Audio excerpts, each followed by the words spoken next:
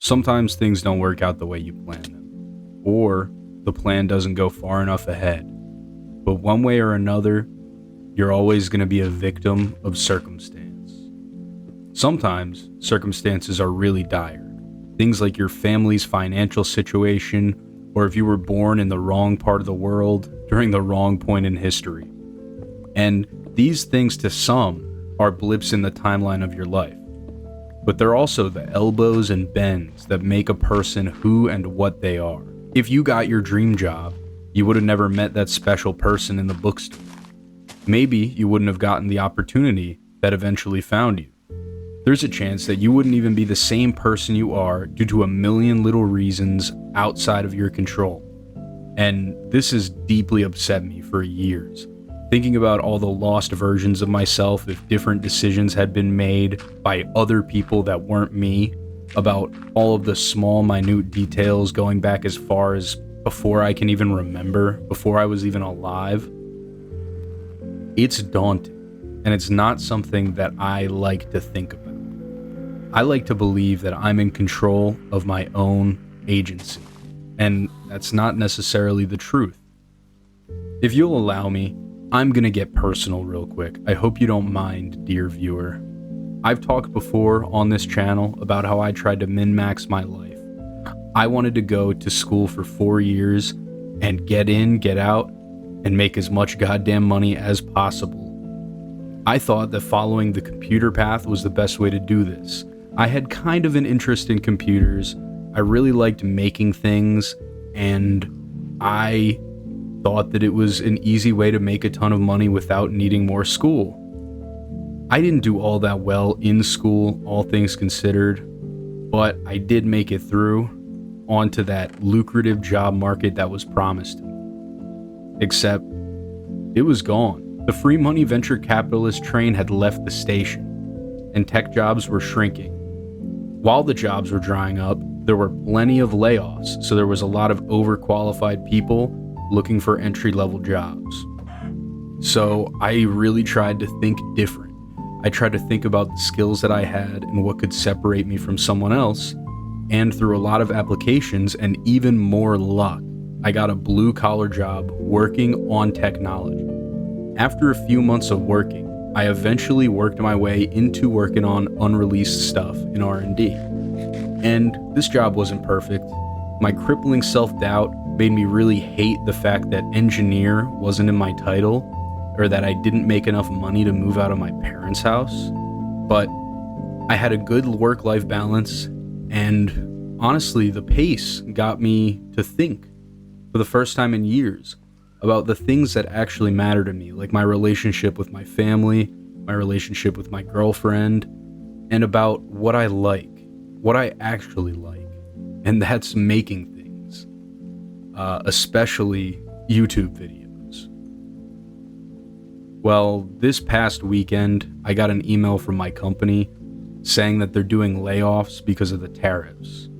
It's ironic that a company that does all of its manufacturing in America is being directly hindered by the tariff policy made by the American president, to the point where they have to let staff go, but that's kind of beside the point. I haven't been directly affected yet, but I'm real scared. I had a plan, and it has met circumstances again, and I think I need to let it go. For a while, I didn't really like my job. I thought I was just a glorified button pusher, but eventually, with a lot of reflection, I realized that this might be the perfect job for me. I really want to do YouTube. I would do anything for this to be the full-time thing that I get to work on and think about every day, just making better and better videos, coming up with more creative stream ideas, and executing them, and having people actually give a fuck. And I thought, with all the downtime my job awarded me, with the good work-life balance that I had, I don't need all these things. I don't need to strive for more money or that title, because I get to come home and I get to work on YouTube videos and I get to make myself happy that way. And I was gonna work this job all the way up until I could go full-time with YouTube. I wanted this to be my first and last big boy job. And I genuinely believed that these circumstances that I found myself in were preordained and that they were like magical, that I would be able to get what I want out of this. Things work out for me, but they don't always work out in the right way. I had to do summer session to get into college, which might not sound like a lot to most people, but I was about to be a very senior lifeguard, and I really cared about helping out my community, and I wanted to compete in rowing.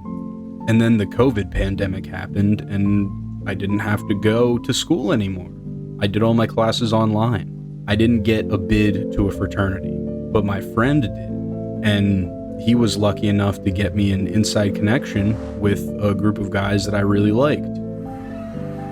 But it was a semester later than everybody else. See, that's come to be a trend in my life. I thought, this is the step back before the 2 steps forward.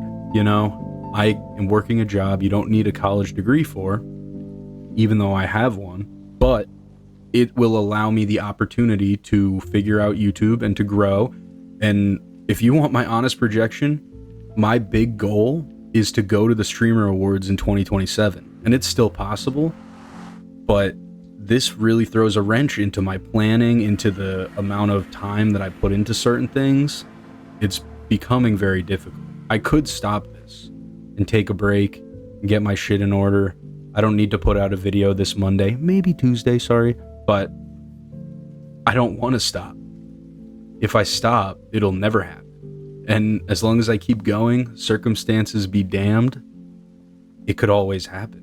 Every video is like a lottery ticket.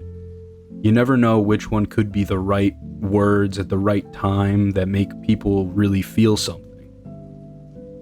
And, you know, that's, I think, the real point of this video, is that everybody has certain circumstances in their lives, and there are plenty of things that can happen that are outside of your control, but those are not what define you. Your reaction to your circumstances are what make you you. Those are the parts of life that you actually have control over. And it reminds me of the eternal words of Mewtwo. The circumstances of one's birth are irrelevant. It is what you do with the gift of life that determines who you are. Anyway, thank you for watching. I'll see you guys next Monday.